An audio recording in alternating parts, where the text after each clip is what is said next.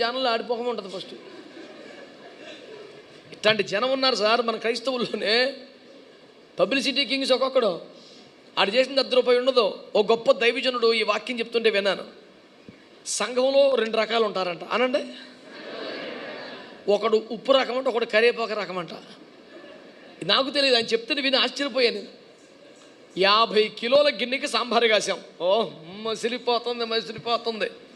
ఆది నుంచి అంతవరకు అందులో కరిగిపోయి కలిసిపోయి విడదీయరాని భాగమైపోయి దానికి రుచిని పాడవకుండా నిలవ ఉండే శక్తిని అన్నీ సమకూర్చి పెట్టింది ఎవరు? ఉప్పు. జలం అట్లా వచ్చామనిగా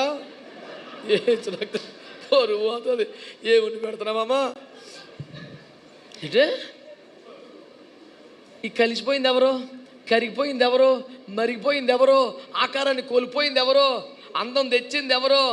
ఇంత చేతేనండి ఉప్పుని ఎవడన్నా బయటికి తీసి చూపించగలరా?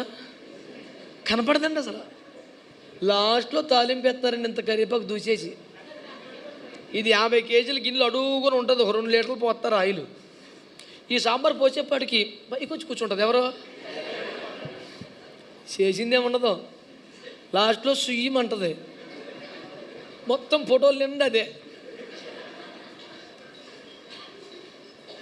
సంఘంలో ఇటు ఉప్పు రకం ఉంటుంది, మందే రకం. హల్లెలూయా. ఏ గుంపులో ఉన్నావో ఎరిగి తెలుసుకో. చిన్నప్పుడు అయ్యి మా పాటలు.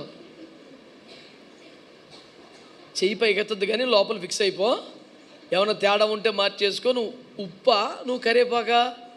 కష్టపడి కరిగిపోయి కలిసిపోయి ఈ ఎండల్లో ఈ అగ్గిలో నానా బాధలు పడి సంఘాన్ని కాపాడే వ్యక్తులు కొందరు ఉంటారు. సంఘాన్ని నిలబెట్టే వ్యక్తులు కొంతమంది ఉంటారు. అది పాడవకుండా నిల్వ ఉండేలా చూసేవాళ్ళు కొందరు ఉంటారు. దానికోసం కరిగిపోతారు, కష్టపడిపోతారు. మీరు లోకమునకు ఉప్పుగా ఉంటారని చెప్పాడు దేవుడు. ఆమేన్.